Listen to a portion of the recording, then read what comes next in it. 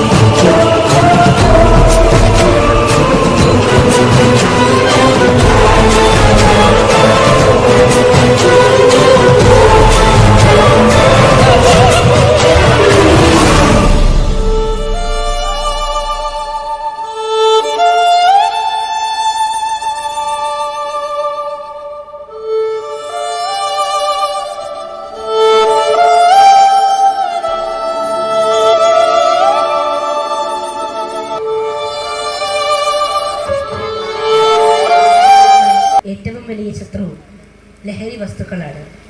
കാരണം ഇതിന്റെ കെണിയിൽപ്പെട്ട് നശിക്കുന്നത് ഭാവി തലമുറയാണ്, വിദ്യാർത്ഥികളാണ്, യുവാക്കളാണ്. ഇതിനെതിരെ പ്രസംഗിക്കുകയല്ല, മറിച്ച് യുദ്ധം ചെയ്യുകയാണ് വേണ്ടത്.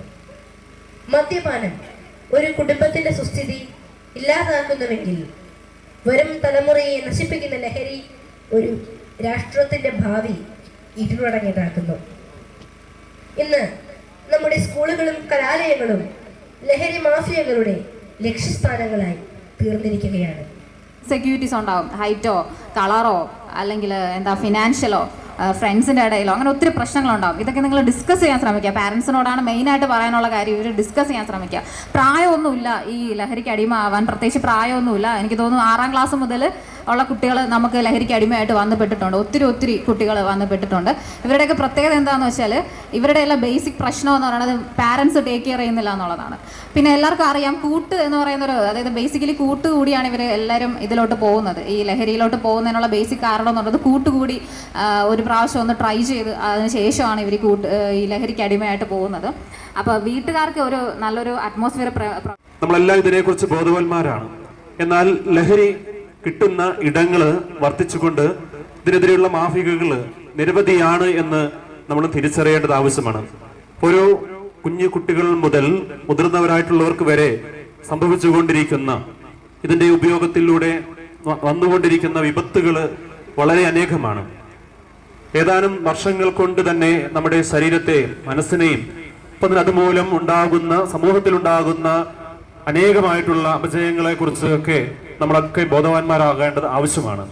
കാരണം അത്രമാത്രം ഒരു വ്യക്തിയെ, കുട്ടിയെ, സമൂഹത്തെ ഒക്കെ കാർന്ന് തിന്നുന്ന വലിയ വിപത്താണ് ഈ ലഹരിയുടെ ഉപയോഗം മൂലം ഉണ്ടാകുന്നതെന്നുള്ള വലിയ തിരിച്ചറിവാണ് നമുക്ക് എല്ലാവർക്കും ഉണ്ടാകേണ്ടത്. പ്രിയമുള്ള സഹോദരി സഹോദരന്മാരെ, പ്രത്യേകിച്ച് നമ്മുടെ കേളകം സെൻറ് തോമസിലെ മാത്യു മാഷടക്കമുള്ള SPC കുട്ടികളടക്കമുള്ള പ്രിയമുള്ളവരെ, നമുക്കറിയാം ഇവിടെ നേരത്തെ എല്ലാവരും സൂചിപ്പിച്ചു കഴിഞ്ഞു ലഹരിയുടെ അതിക്രമം നമ്മളെ എത്രത്തോളം ബാധിച്ചു എന്നുള്ളതും സമൂഹത്തിൽ എന്താണ് അതിന് അനുഭവം എന്നുള്ളതും. അതിൻ്റെ കൂടെ ഇന്ന് നമ്മുടെ മാധ്യമങ്ങളിൽ കൂടെ ഇപ്പം ഓടിക്കൊണ്ടിരിക്കുന്നൊരു വാർത്ത കൂടിയുണ്ട്. തിരുവനന്തപുരത്ത് 10ഓളം ഇനി ലഹരിയിൽ തകരാതിടുവാനെന്നും സാന്ത്വനമായി കൂടെ ഞങ്ങൾ. ഇനി ഈ ലൈഫിൽ നിന്നും ലഹരികൾക്കെതിരായി നല്ല നല്ല ഡിസിഷൻസ് എടുക്കണം പവറായി. കരുതണം പ്രിക്കോഷൻസ് ആരോഗ്യത്തിൽ വളരാൻ. വന്നാലും ഇരുന്നാലും എല്ലാരും ചൊല്ലിടും ഉലകത്തിൽ വാഴുന്നവർക്ക് ആരോഗ്യം വേണ്ടും. ഇനി ഈ ലൈഫിൽ നിന്നും ലഹരികൾക്കെതിരായി നല്ല നല്ല ഡിസിഷൻസ് എടുക്കണം പവറായി. കരുതണം പ്രിക്കോഷൻസ് ആരോഗ്യത്തിൽ വളരാൻ. വന്നാലും ഇരുന്നാലും എല്ലാരും ചൊല്ലിടും ഉലകത്തിൽ വാഴുന്നവർക്ക് ആരോഗ്യം വേണ്ടും. വന്നാലും ഇരുന്നാലും എല്ലാരും ചൊല്ലിടും ഉലകത്തിൽ വാഴുന്നവർക്ക് ആരോഗ്യം വേണ്ടും. ബഹുമാനപ്പെട്ട മാഷുമാരും അതുപോലെ തന്നെ SPCയുടെ എൻ്റെ സ്നേഹം നിറഞ്ഞ വിദ്യാർത്ഥികളും ഇവിടെ ഇതിനെതിരെ, ഈ ലഹരിക്കെതിരെയൊക്കെ ഒരുപാട് ക്ലാസ്സും കാര്യങ്ങളും കവിതകളൊക്കെ ആലപിച്ചിട്ടുണ്ട്. എനിക്ക് പറയാനുള്ളത്, നമ്മുടെ മക്കൾ ഈ നൽകുന്ന സന്ദേശം പ്രായമായ നമുക്കും അതുപോലെ തന്നെ നമ്മുടെ നാട്ടിൽ മയക്കുമരുന്നുകൾ ഉപയോഗിച്ച് നടന്ന് കുടുംബത്തെയും അതുപോലെ തന്നെ സമൂഹത്തെയും ഉപദ്രവിക്കുന്ന ഒരു വിഭാഗം ആളുകൾക്കാണ് ഇതിൻ്റെ സന്ദേശം ലഭിക്കേണ്ടത്.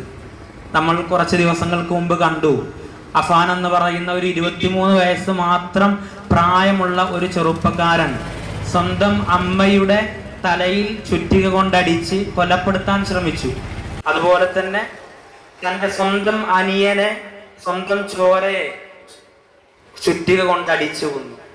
അതിനുശേഷം തൻ്റെ ഉപ്പാന്റെ ഉമ്മയെ അടിച്ചു കൊന്നു, തൻ്റെ കാമുകിയെ അടിച്ചു കൊന്നു, അതുപോലെ തന്നെ തൻ്റെ ഉപ്പാന്റെ സഹോദരനെയും സഹോദരിയെയും അടിച്ചു കൊന്നു. ഞാൻ പറഞ്ഞു വരുന്നത്, ഇതെല്ലാം ഇങ്ങനെയുള്ള മക്കളും ഇങ്ങനെയുള്ള ജനങ്ങളും ഇവിടെ ഉത്ഭവിക്കുന്നത് ഇതുപോലെയുള്ള മയക്കുമരുന്നുകളിൽ നിന്നൊക്കെയാണ്. നമ്മൾ ഒരിക്കലും ഒരു മതങ്ങളുടെ പേരിലോ ഒരാളെ മയക്കുമരുന്നിന്റെ പേരിൽ പിടിച്ചാൽ അയാളുടെ പേര് മുസ്ലിമിന്റെ പേരാണെങ്കിൽ അതിന് മുസ്ലിം തീവ്രവാദമെന്നോ, ക്രിസ്ത്യാനിയുടെ പേരാണെങ്കിൽ ക്രിസ്ത്യാനികൾക്കെതിരെയോ, അല്ലെങ്കിൽ ഹൈന്ദവന്റെ പേരാണെങ്കിൽ ഹൈന്ദവനെതിരെയോ നിരന്തരം സോഷ്യൽ മീഡിയകളിലൂടെ പോസ്റ്റ് ഇടുന്ന ഒരു കാലഘട്ടത്തിലാണ് നമ്മൾ ജീവിക്കുന്നത്. ചുരുക്കത്തിൽ പറഞ്ഞാൽ, ഒരു മതവും ഇവിടെ ഒരിക്കലും ഒന്നിനെയും, ഒരു മയക്കുമരുന്നിനെയും പ്രോത്സാഹിപ്പിക്കുന്നില്ല. ഹൈന്ദവ ഉപനിഷത്തിലൊക്കെ പറയുന്നുണ്ട് മാനവ സേവ മാധവ സേവ എന്ന്, അഥവാ മാനവ സേവ മാധവ സേവ. ഒരു മനുഷ്യൻ ജനങ്ങൾക്ക് സേവിക്കുമ്പോൾ, ജനങ്ങളെ ഒരു മനുഷ്യൻ സ്നേഹിക്കുമ്പോൾ അത് ശ്രീകൃഷ്ണനെ സ്നേഹിക്കുന്നത് പോലെയാണ് എന്ന്, അഥവാ മാധവൻ എന്നുദ്ദേശിക്കുന്നത് ശ്രീകൃഷ്ണനെയാണ് എന്നാണ് മനസ്സിലാക്കുന്നത്. മാനവ സേവ മാധവ സേവ എന്ന് പഠിപ്പിക്കുന്ന, അഥവാ ജനങ്ങളെ സ്നേഹിക്കുന്നതും സേവിക്കുന്നതും അത് ദൈവത്തെ സ്നേഹിക്കുകയും സേവിക്കുകയും ചെയ്യുകയാണെന്ന് പഠിപ്പിക്കുന്ന മതമാണ് മഹത്തായ ഹൈന്ദവ മതം. അതുപോലെ തന്നെ 100 ആടുകളെ ഇടഞ്ഞു നടക്കുന്ന ഒരു ആട്ടിടയൻ തൻ്റെ 99 ആടുകളെ ഒഴിവാക്കി വഴി അറിയാതെ വഴി വെച്ച് പോയ ഒരു ആടിന് വേണ്ടി ആ ആടിന്റെ കൂടെ പോകുന്ന ഒരു കഥ ബൈബിളിൽ കേട്ടിട്ടുണ്ട്. അഥവാ 100 ആടുകളുള്ള ഒരാട്ടിടയൻ, 99 ആടുകൾ കൂടെയുണ്ട്, ഒരാടിനെ കാണാനില്ല. എന്നാൽ ഈ ഒരാടിന് വഴി പറഞ്ഞു കൊടുക്കാനും അതിന്റെ കൂടെ നിൽക്കാനും ഒരാളുമില്ലല്ലോ എന്നുള്ള വേദനയിൽ 99 ആടുകളെയും വെറുതെ വിട്ട് ഈ ഒരാടിന്റെ പിന്നാലെ, ഈ സ്നേഹവും കരുതലും ആവശ്യമുള്ള ഈ ആടിന്റെ പിന്നാലെ പോയ ഒരു ചരിത്രം ക്രൈസ്തവ മതം പറയുന്നുണ്ട്. അതുപോലെ തന്നെ പട്ടിണിയും പരിവട്ടവുമായി കിടക്കുന്ന കറുത്ത വർഗക്കാരായ ആഫ്രിക്കക്കാരായ മനുഷ്യർ മദീനത്തെ പള്ളിയിൽ വന്നുകൊണ്ട് മഹാനായ സയ്യിദുനാ റസൂലുള്ളാഹി സ്വല്ലല്ലാഹു അലൈഹി വസല്ലമ തങ്ങളോട് നബിയെ, ഞങ്ങൾ അഭയാർത്ഥികളാണ്, ഞങ്ങൾ പട്ടിണിക്കാരാണ്, പരിവട്ടക്കാരാണ്, ഞങ്ങൾക്ക് വസ്ത്രമില്ല, ഞങ്ങളുടെ നാട്ടിൽ നിന്ന് ഞങ്ങളെ പുറത്താക്കി എന്ന് കറുത്ത വർഗക്കാരായ ആഫ്രിക്കക്കാർ വന്ന് പറയുമ്പോൾ ഇസ്ലാമിക പള്ളിയുടെ മിമ്പറിന്റെ മുകളിൽ കയറിക്കൊണ്ട് പ്രവാചകൻ നബി മുഹമ്മദ് മുസ്തഫ സല്ലല്ലാഹു അലൈഹി വസല്ലം തങ്ങൾ പറയുന്നുണ്ട്, ആരെങ്കിലും നിങ്ങളുടെ വീട്ടിൽ എന്ത് സമ്പത്തുണ്ടെങ്കിലും, നിങ്ങളുടെ വീട്ടിൽ എന്തെല്ലാം സൗകര്യങ്ങളുണ്ടെങ്കിലും അത് കൊണ്ടുവന്നിട്ട് ഈ പാവപ്പെട്ട എത്യോപ്യക്കാർക്ക് കൊടുക്കണമെന്ന് പഠിപ്പിച്ച മതം ഇസ്ലാം. ആ വന്നിരുന്ന എത്യോപ്യക്കാർ ഒരിക്കലും അവർ മറ്റു മതക്കാരായിരുന്നു, മുസ്ലിങ്ങളായിരുന്നില്ല. ഞാൻ പറഞ്ഞു വരുന്നത്, സമയം വളരെ കുറവാണെന്ന് എനിക്കറിയാം, പറഞ്ഞു വരുന്ന ലോകത്തൊരു മതവും ഇസ്ലാമോ ക്രൈസ്തവതയോ ഹൈന്ദവതയോ അല്ലെങ്കിൽ മറ്റേതെങ്കിലും മതങ്ങളുണ്ടെങ്കിലും ഒന്നും സ്നേഹമല്ലാതെ മറ്റൊന്നും നമ്മെ പഠിപ്പിക്കുന്നില്ല. പക്ഷേ വ്യക്തിവൈകൃതങ്ങൾ, ഓരോ മനുഷ്യന്റെയും വ്യക്തിവൈകൃതങ്ങൾ, അവന്റെ പേര് അബ്ദുർ റഊഫ് ആണെങ്കിലും, അവന്റെ പേര് ക്ലീറ്റസ് ആണെങ്കിലും, അവന്റെ പേര് രാമനാണെങ്കിലും, അവന്റെ മതം അവനെ ഒരിക്കലും മയക്കുമരുന്നിന് അടിമയാകാൻ പഠിപ്പിക്കുന്നില്ല.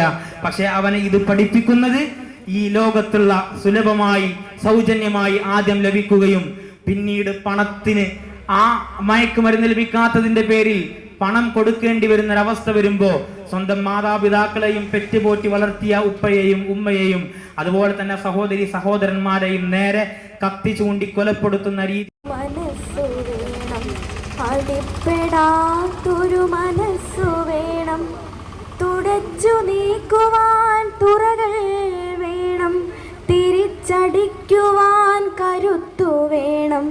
ഇവിടെ ലഹരി മുക്തിക്കായി തുരുത്തുകൾ തീർത്തിടണം, ഇവിടെ ലഹരി മുക്തിക്കായി തുരുത്തുകൾ തീർത്തിടണം. അടിപ്പെടാതെ അമർത്തി മൂളുവാൻ അടിക്കടി പകർത്തി വെക്കണം, തിരുത്തി എഴുതണം. ലഹരികൾക്ക് ഇനിയൊരിക്കലും അകപ്പെടില്ലെന്നു പ്രതിജ്ഞ ചെയ്യണം, ലഹരികൾക്ക് ഇനിയൊരിക്കലും അകപ്പെടില്ലെന്നു പ്രതിജ്ഞ ചെയ്യണം. കറുത്തിടുന്നൊരു മനസ്സകേ നിന്നും അടർത്തി മാറ്റണം, വെളുത്ത ജീവൻ തുടിക്കുവാൻ അകത്തിരുന്നു പറയണം. അകപ്പിടില്ലൊരിക്കലും ലഹരിക്കു നാം, അടിപ്പിടില്ലൊരിക്കലും, അകപ്പിടില്ലൊരിക്കലും ലഹരിക്കു നാം, അടിപ്പിടില്ലൊരിക്കലും.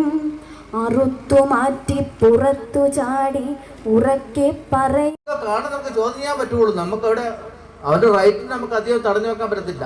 അപ്പൊ നിങ്ങൾക്ക് ചോദിക്കാം ഇവിടുന്ന് നാട്ടുകാർക്ക്.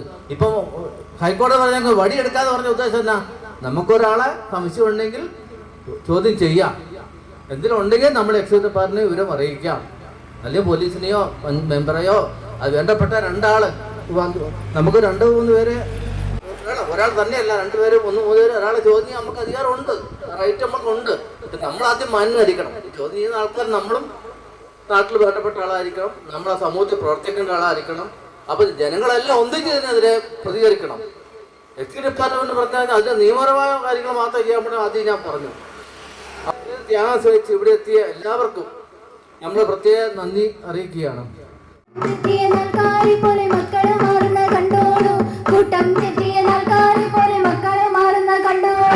ഒന്നാം ക്ലാസ്സിൽ പഠിച്ചാലും ഇന്ന് 10ാം ക്ലാസ്സിൽ പഠിച്ചാലും ആരോ വിഷയ ലഹരി വലയിൽ നമ്മുടെ മക്കൾ വീഴുന്നേ.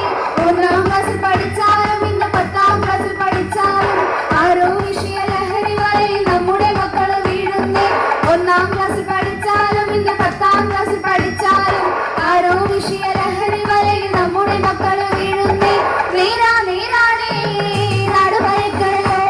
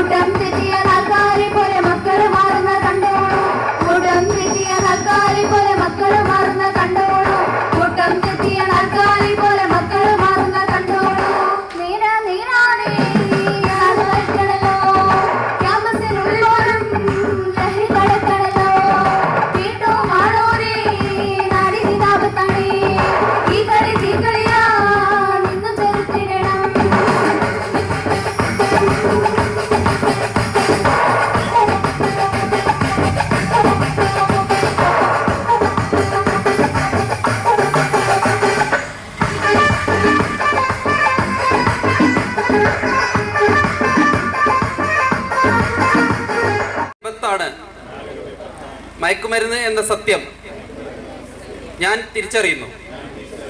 ലഹരി വസ്തുക്കളുടെ ഉപയോഗം അത് ഉപയോഗിക്കുന്ന വ്യക്തിയോടൊപ്പം കുടുംബത്തെയും സമൂഹത്തെയും പൂർണ്ണമായും നശിപ്പിക്കുമെന്നും ഞാൻ മനസ്സിലാക്കുന്നു. ഞാനും എൻ്റെ സമൂഹവും ലഹരിയിൽ വീഴാതിരിക്കാനുള്ള എല്ലാ ശ്രമങ്ങളും ഞാൻ നടത്തും. ജീവിതമാണ് ലഹരി എന്ന ആശയം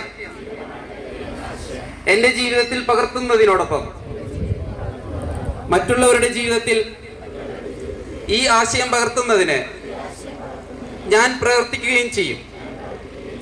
ലഹരി മുക്ത നവകേരളം പടുത്തുയർത്തുവാൻ എൻ്റെ എല്ലാ കഴിവുകളും വിനിയോഗിച്ച് പ്രവർത്തിക്കുമെന്നും ഞാൻ ഇതിനാൽ പ്രതിജ്ഞ ചെയ്യുന്നു.